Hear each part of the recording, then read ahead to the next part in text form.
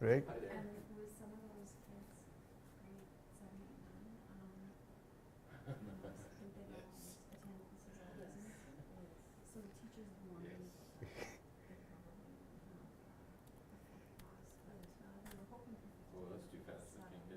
Hmm? What? Right now, I've got you live going, and your show is live. So if you want to stay on the main screen, you know what I mean? Are you like Yeah, now I'm live. So what's Okay. going out right now is the PowerPoint. So I've got the main slide going out. So I just started it just to make sure it was Okay. You have your monitor there? Oh got yeah. everything here. Here, this is what's going to YouTube right now. Okay. Okay. So And does that stay up for? it'll stay up until you tell me to take it down. Okay. So if you want it to stay up, it'll stay up. If you want, it takes a day for YouTube to reprocess it, but then it'll stay there. Yeah. So your family will be able to watch it on YouTube. Work and family are. You know that. So is this the mic that we will pass around if we? Yes, it is. So I think we can do the. Yeah, we can do They that. attend school right at Rossborough. Right at Rossborough. Okay. Yeah. And then you were part of? I'm on board there. Okay. And we also have service learning students there. Okay. We have our medical students that do service learning there. I'm gonna sing. Do a musical interlude. This is true. I'm the comic relief. Yeah.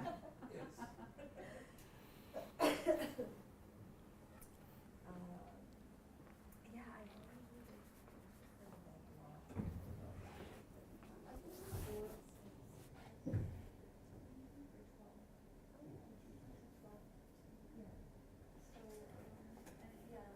The mic that you have is not on right now. Okay. So if you see the little button there, that's you hold it in for about a second or two, and that turns it on. Yeah. Yeah, there's like, hello. Go. Go again. Hello, Archie. Check. Nope. Volume? Nope. Yeah, it's not going to mic the room. It's just going to mic the presentation. But Oh, okay. go again. Hi. No? Yeah, you're live. Am I live? Okay. Yeah. I'll just shut it off first, though. Okay, you can keep it off until you're ready. Probably has some. I have another Phoenix over meeting at 1, so I'm gonna duck out a bit early. I'm gonna probably leave about 10 minutes early. That's fine. You can't. That's yeah, that's right at time that I need to be aware, you know, like I need to finish. Yeah. That's fine. So you've been to the city before? You're from Minneapolis? From Wilmer, 2 hours driving.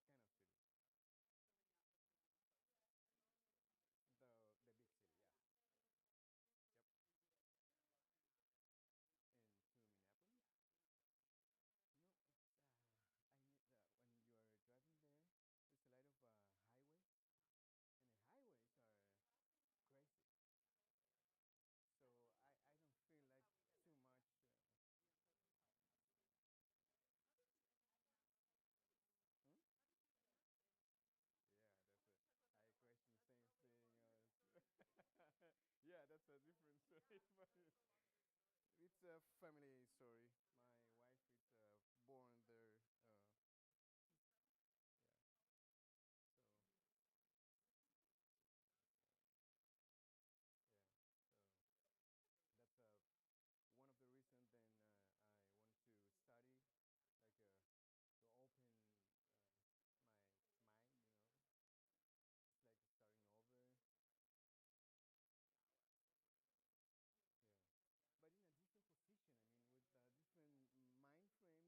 a part of different city commissions, like human rights commissions. Yeah, very interesting. Very interesting. Yeah,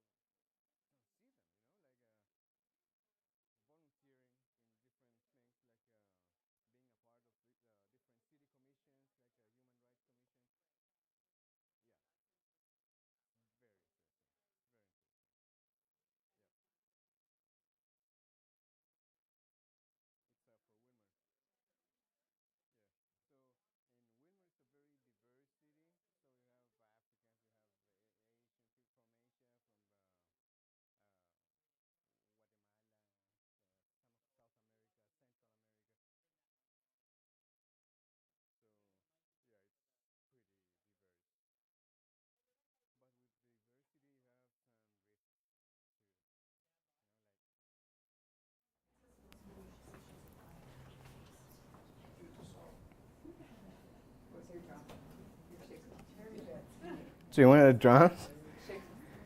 Oh yeah. Whenever you're ready. Okay, stand by 1 second.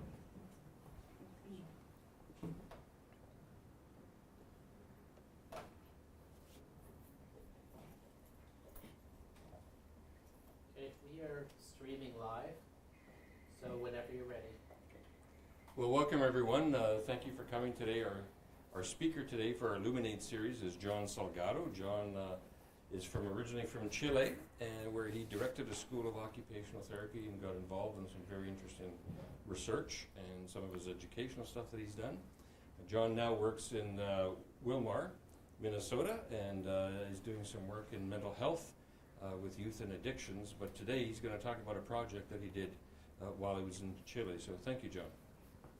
You're welcome. First of all, thank you for the invitation. I really appreciate to be here and learn some others' views about OTs and health. And I would like to start with a story. I like stories.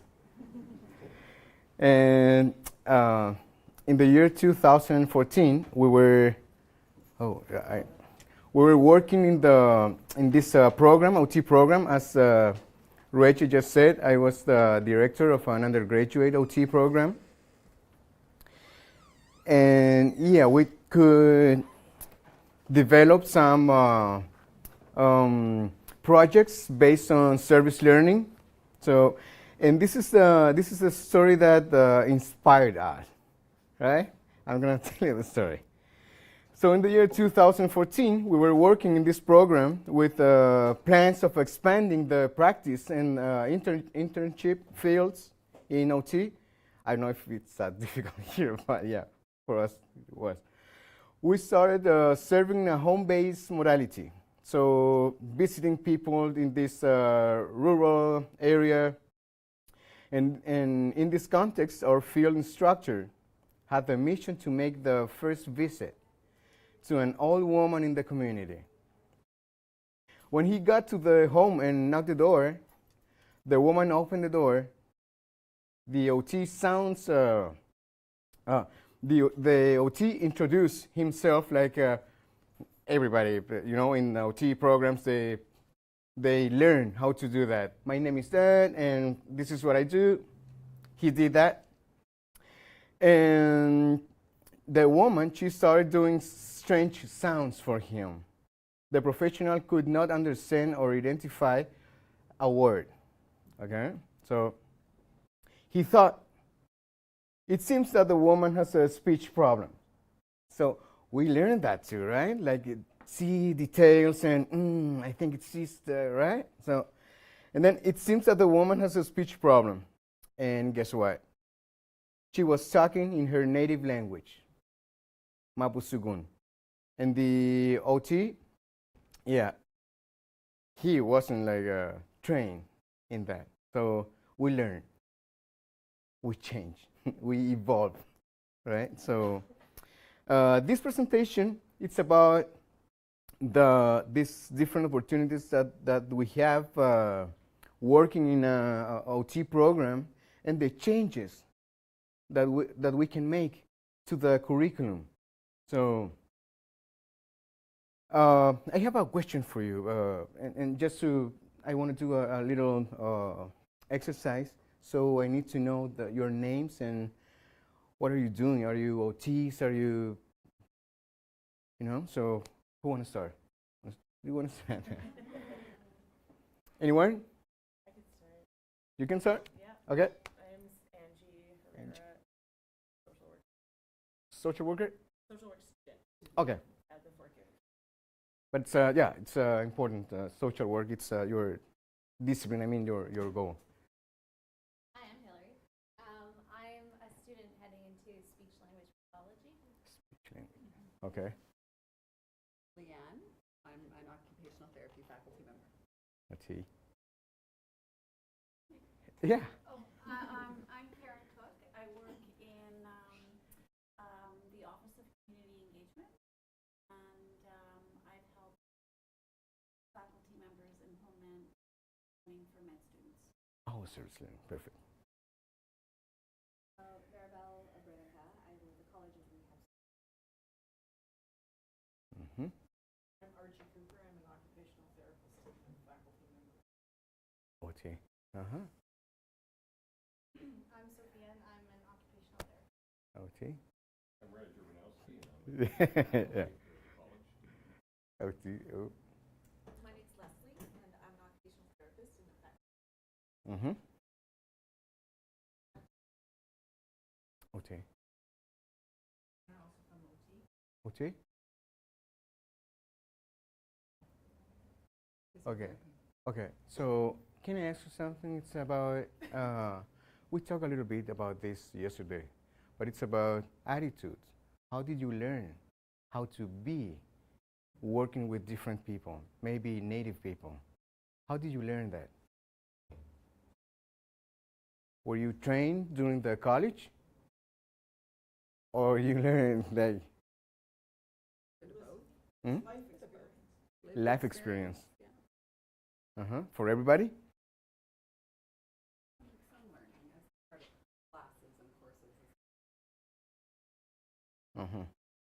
So, okay, this is that is important because when we are working in the academy, we need to train and improve this training, the professional that we want to give to the societies, to the communities.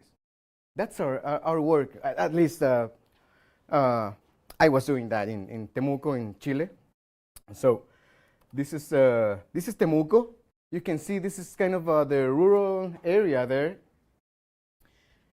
The houses are like, you can see this. It's a very, they work with this kind of activities, and they cook like this. So you can see and say like, okay, what year we are living, right?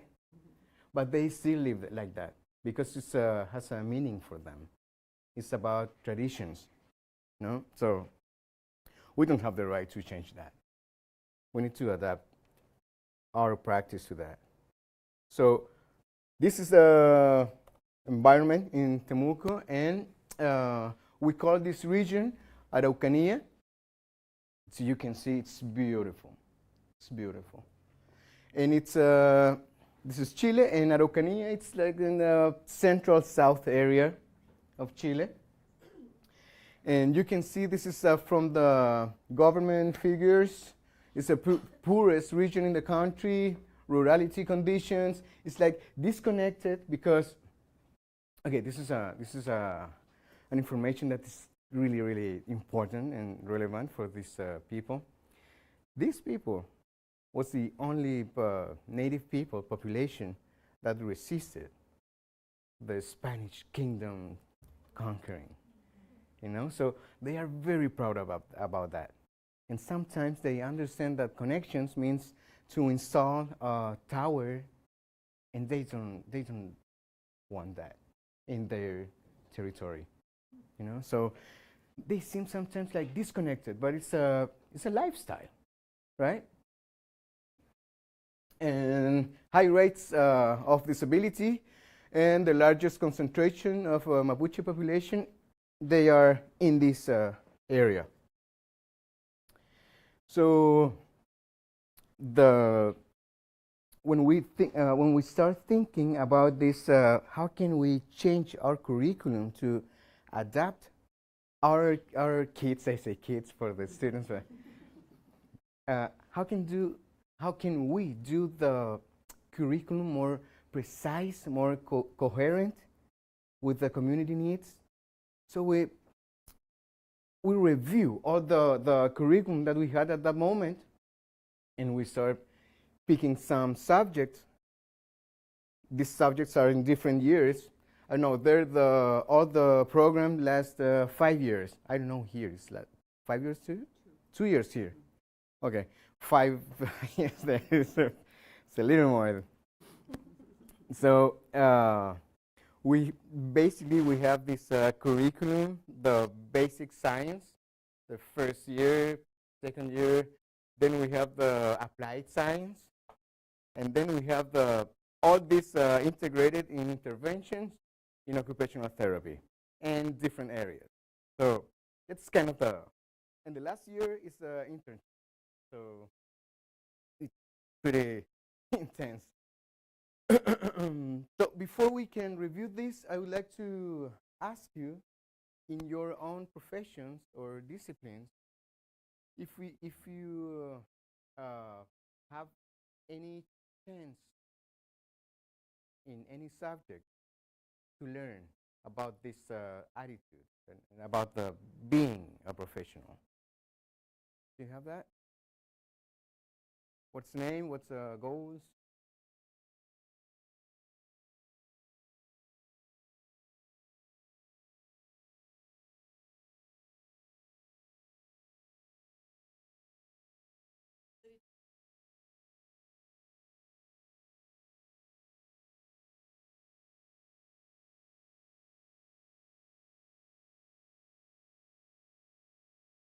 Umbrella.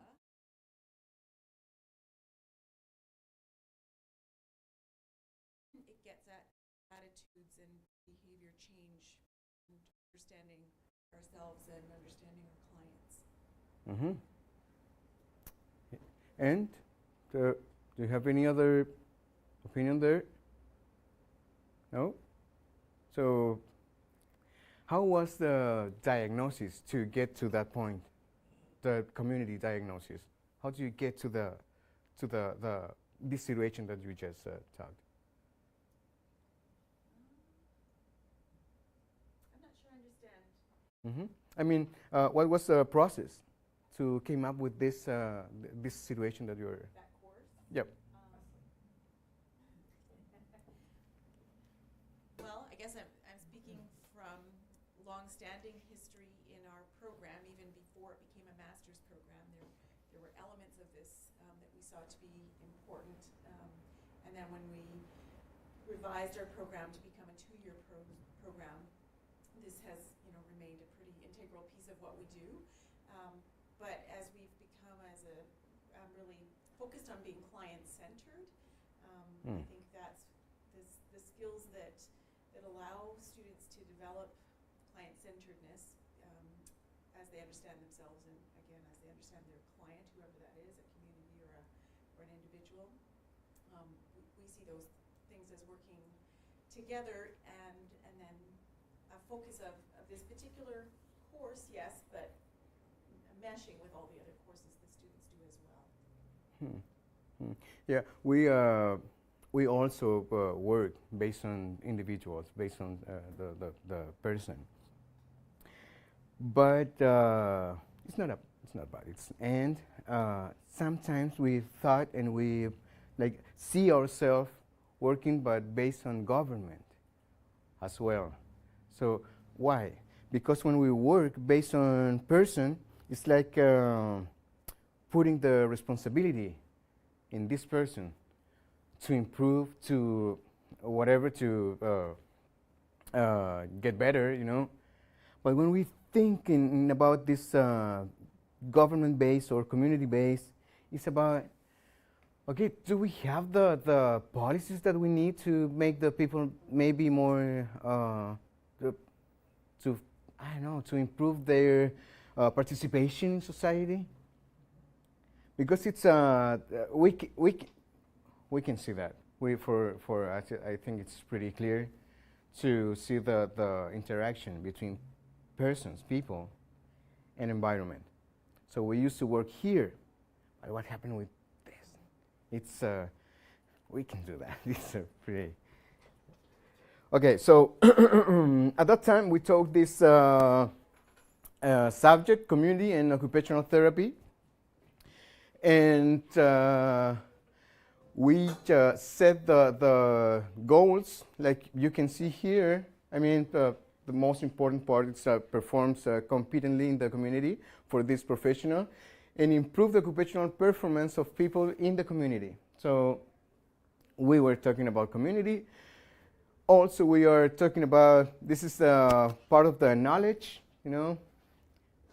Our student needed to knowledge and understand the role of the occupational therapists in the community, in addition to committing to the health of communities. So to understand this piece of this objective, we needed to know what happened and how was these policies interacting with the Mapuche population. And at some point, the government, Chilean government, was setting up some new laws to make them like make them be isolated, you know, excluded. So sometimes, not sometimes, like a lot of times, the government treat them like terrorism. It's an awful situation. So, and the last objective, it's about evaluation intervention. This is more like a technique to know how to use an instrument to make a occupational diagnosis, we call it, and based in the community. And when I say based in the community, there are different techniques and like participative diagnosis. When we talk with the people and we raise the needs from them. Not like we were talking about that, not the approach them like this second colonization and I'm going to tell you what you need to do, right? So, service learning, this is the definition that I think it's more accurate for, I mean, when you are more like a little more critic to the society, and you need to understand what's happening out there. So we have this is a process of action and reflection, a space for socio-political education, which help the development of critical thinking, awareness of human and society rights, and respect for cultural differences, and the testimony and experience of solidarity. What do you think about this one? That makes sense? For a service learning methodology? So it's in words of Sberga. Okay, this were the people we were down there, the partners. See? So the partners were, the name of this organization was Newentrayen Makewe. They were organized in a non-profit organization called, as I said, Newentrayen Makewe, which means with the force of the water spring of Makewe. Makewe is the area. So they live in rurality conditions and congregate 6 different Mapuche communities in this area. And among them, they presented disability conditions. Now you cannot see, like very clear, but these were our partners.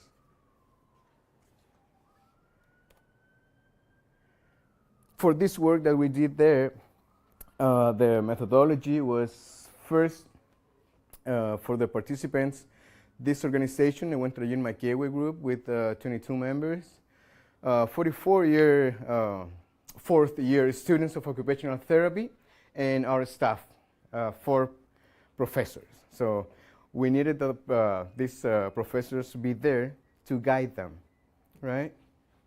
So we developed this the methodology, the experience during 2 years, 2015 and 2016. It was 2 years of.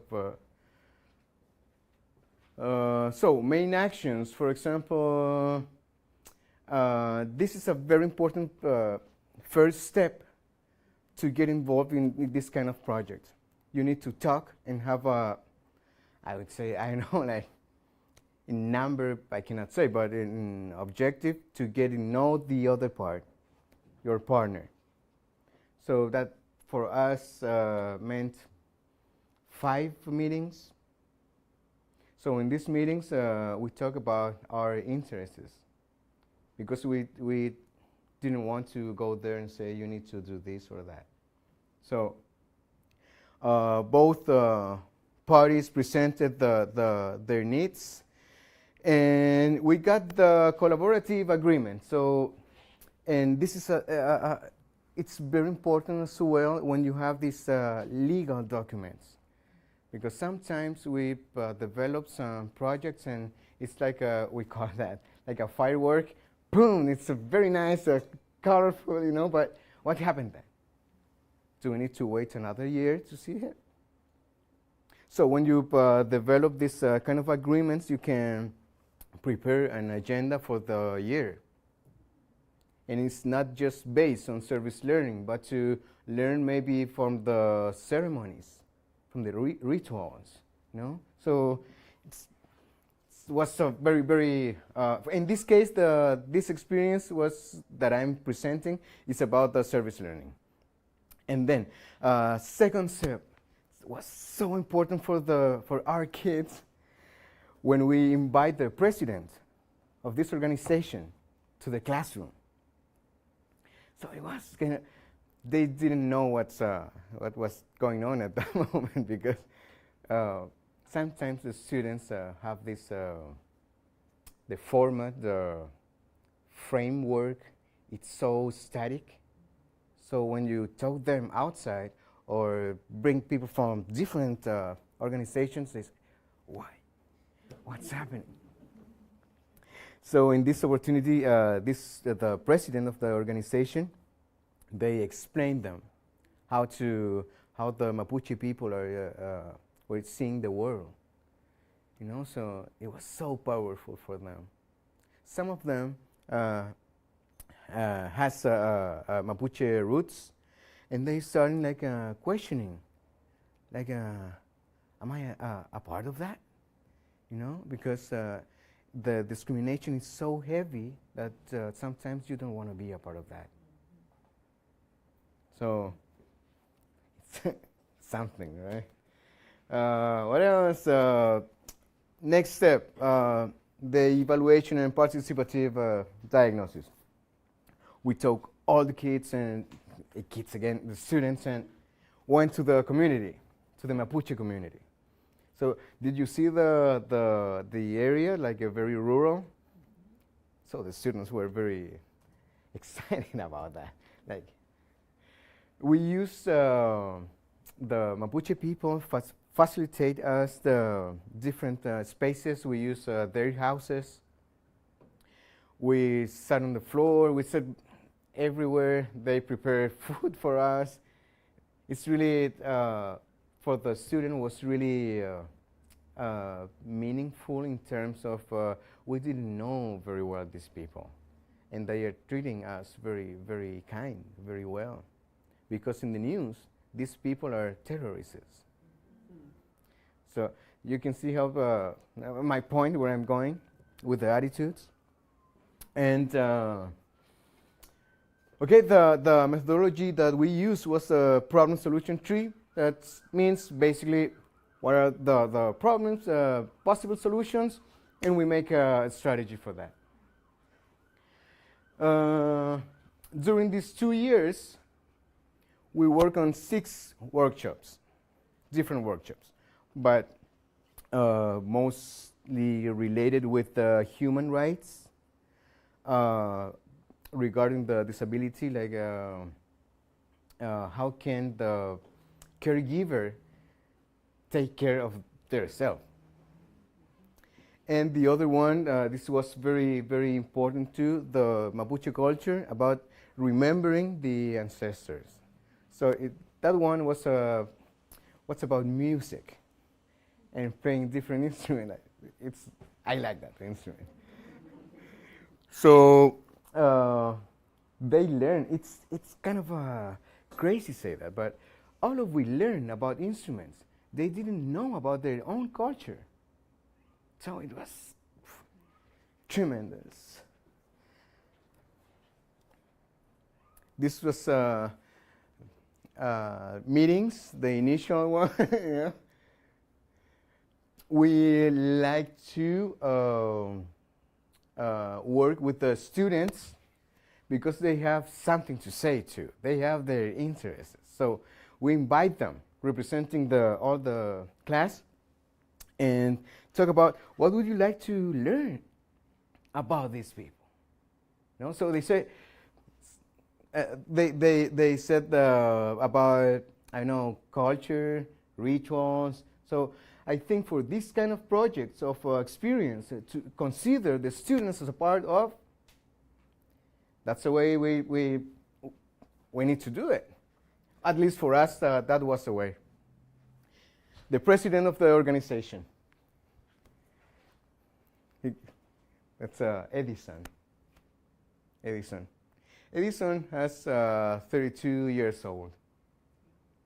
So for him, and he explained that to the group also, it's about this, it's a condition, metabolism condition.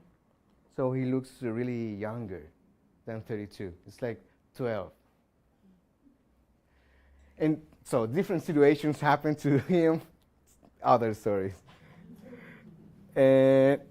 We have here all the group with the people from the organization. We have the president, and this was one of the first meetings that we did together, like the class and the group. When we had more confidence, that kind of meeting was more, like celebrating. And you have here Edison giving the speech about the Mapuche culture.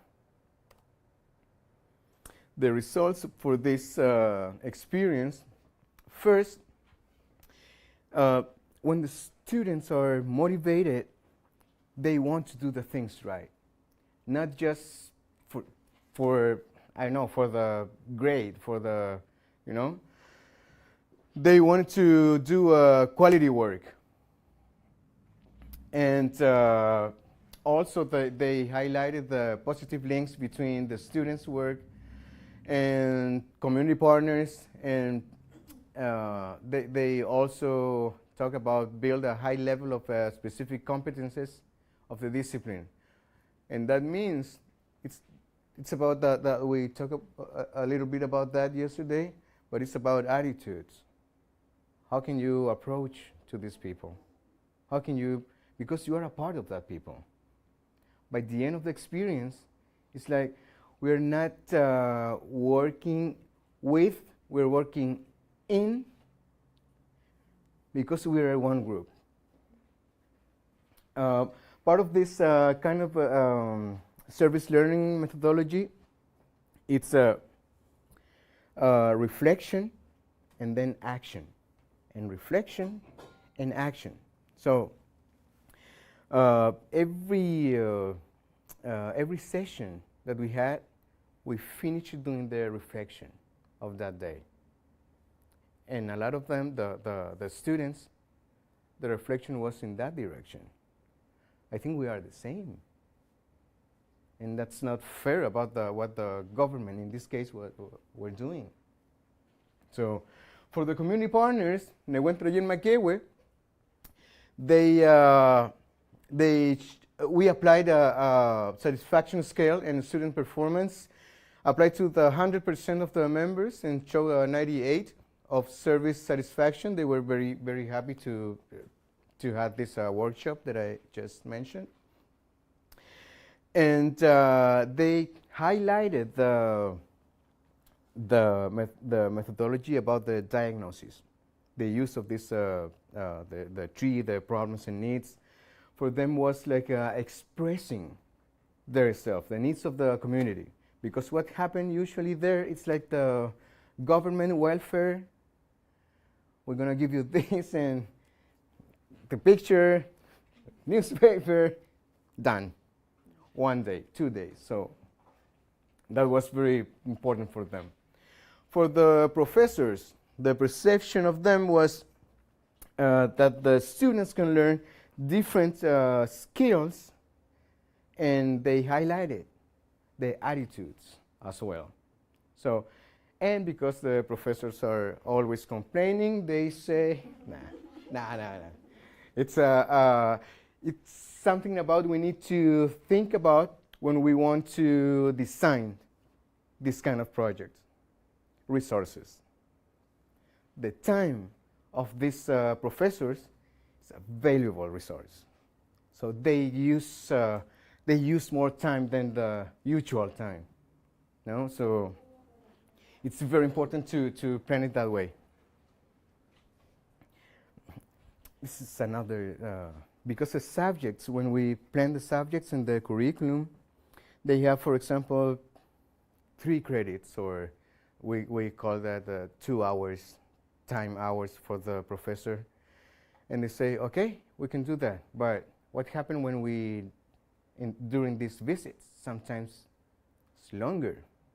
Sometimes not always function like as planned, you know. Sometimes the transport take more time. What happens if it's raining? Yeah, it's a lot of but so the conclusion for this experience is it's something really interesting for the students. It's about the society. It's organized with urban-centric and economic criteria that punish those who are not living within these parameters. So these people, remember that they are living in rurality. So to have any conditions or disability condition in rurality is different and have the same condition in the city, right? So for them took an hour and a half to go to the closest hospital to make an appointment.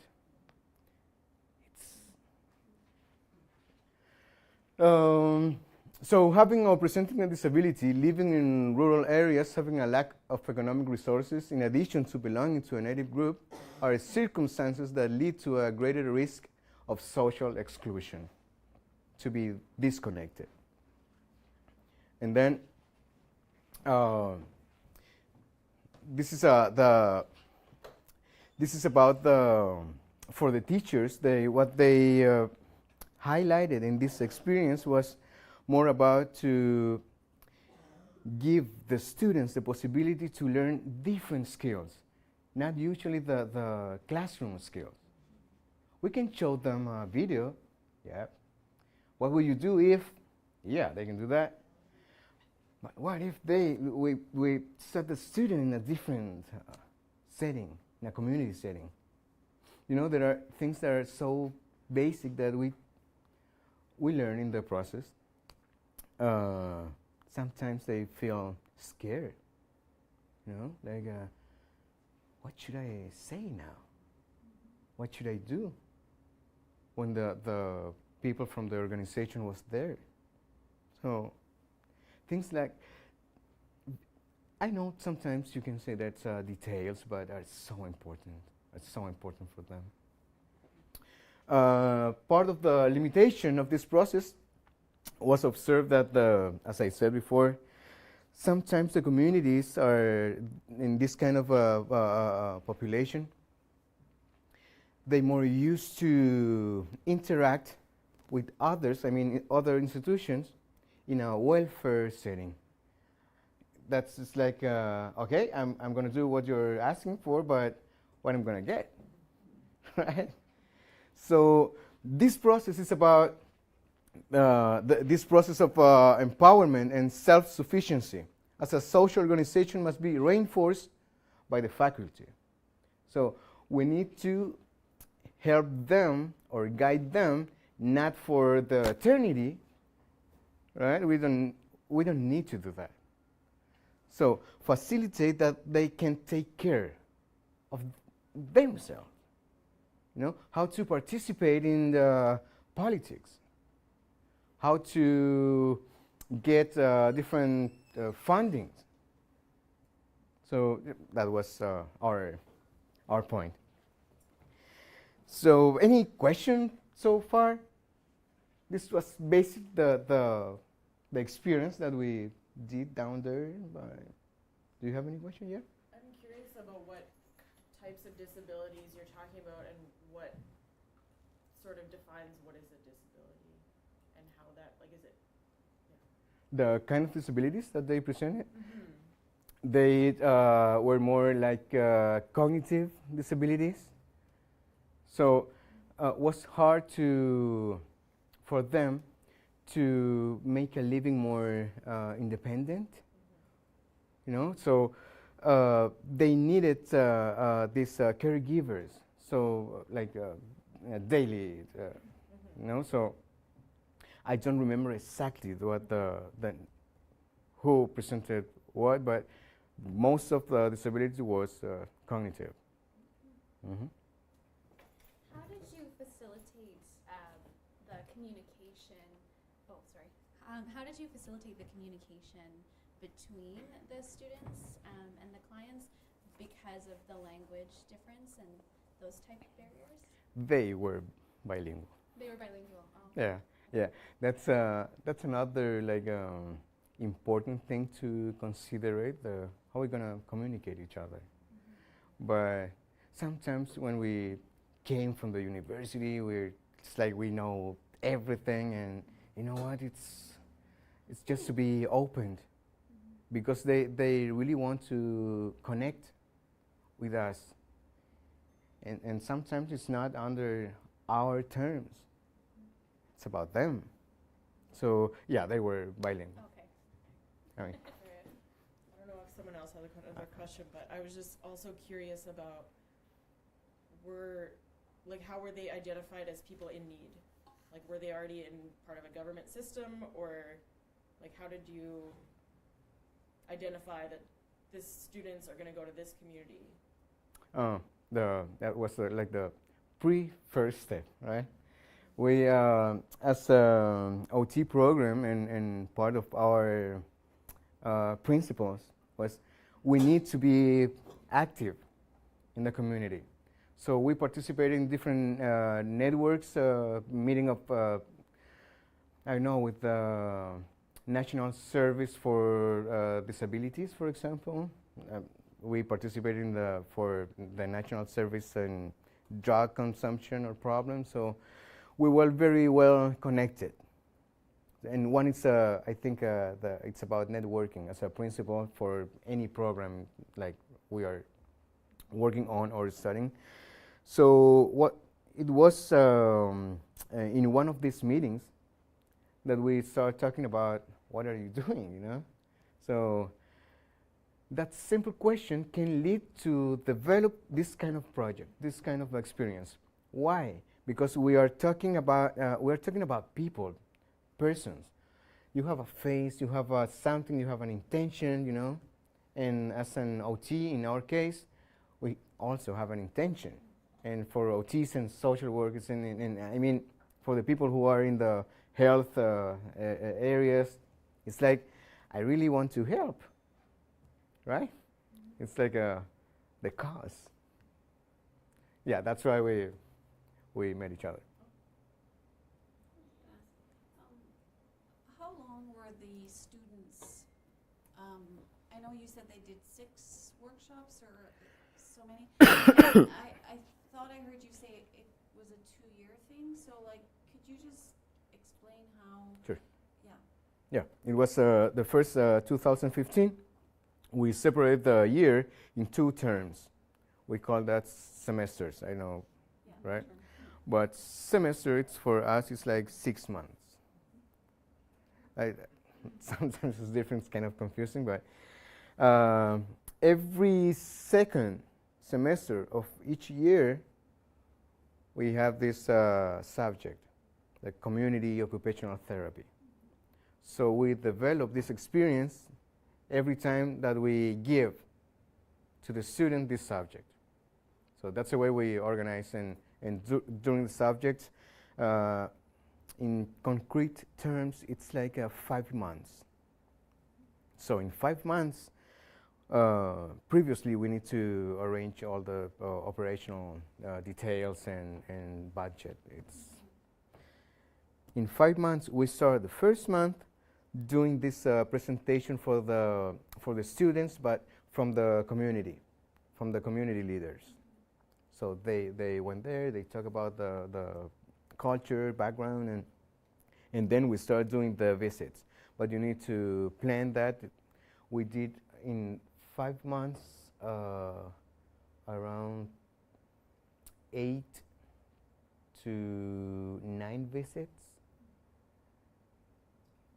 And okay, sometimes honestly, sometimes we had problems with the transportation.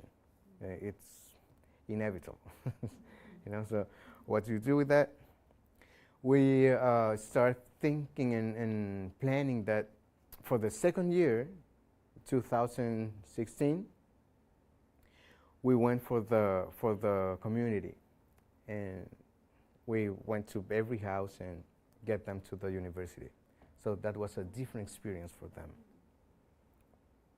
2015 was more the class to the community, and the second year was more the community in the university. But anyway, we were doing this interaction, being there, here. It depends on the activity. Yeah, that's.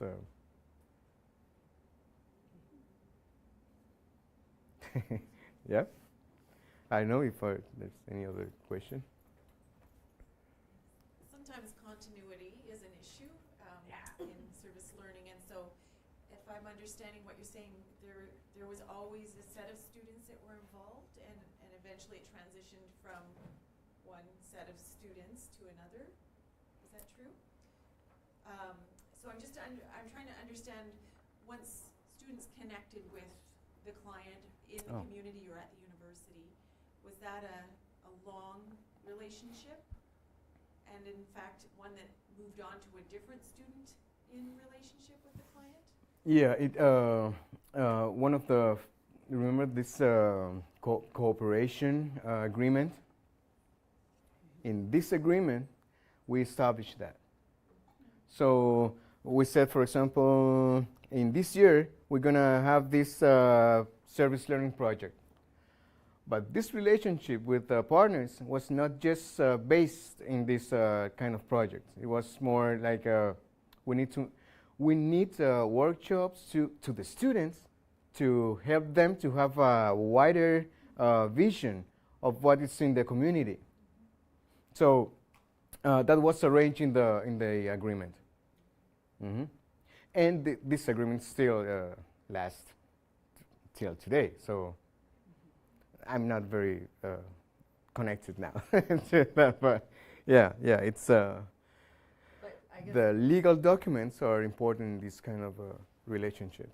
so. Mhm. My understanding is they do 6-month blocks Yeah, as part of their course. So for Yep. the first 6 months, you had one 4th-year group participating. right. The following year, you had a different different 4th-year students. group Yep. participating for 6 months, and the goal Mhm. is to keep having 4th-year students participate every 6 months with that community. Yeah, in the participants, when I said this,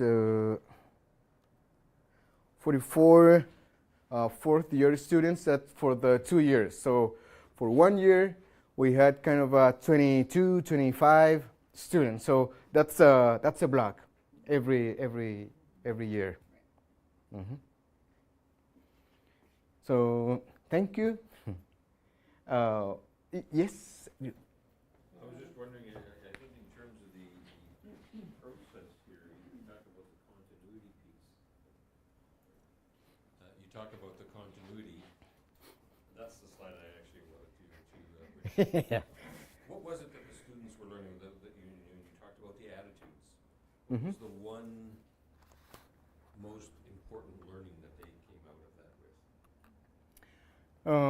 I would say that more than this, it's not just about the knowledge, it's not just about the technique, as we said, about attitudes, but part of the attitudes, it's how to see the world, how to see the community, how aware about your community problems you are.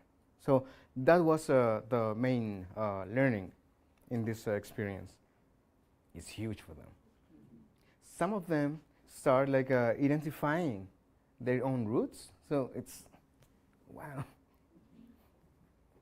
Okay, this slide is one of the, just so let you know the picture about the tension in the area. This is kind of a daily, it's pretty common to see this kind of signs in different part of this town, in the poor parts of the town, not in the high parts So we all have Mapuche blood, the poor in their veins and the rich in their hands. They are still struggling with the lands and rights, So I think it's like pretty much like here, right? So John, thank you very much for your presentation and thank you for sharing. Oh, thanks. Here. This is Chaltumay. Chaltumay is gracias in Mapuche. Yeah. Gracias, Chaltumay. So, thank you. De nada. Do you want to practice your Spanish? Do you want to practice? Practiquemos. Partamos de nuevo la presentación en español. Thank you very much for your attention.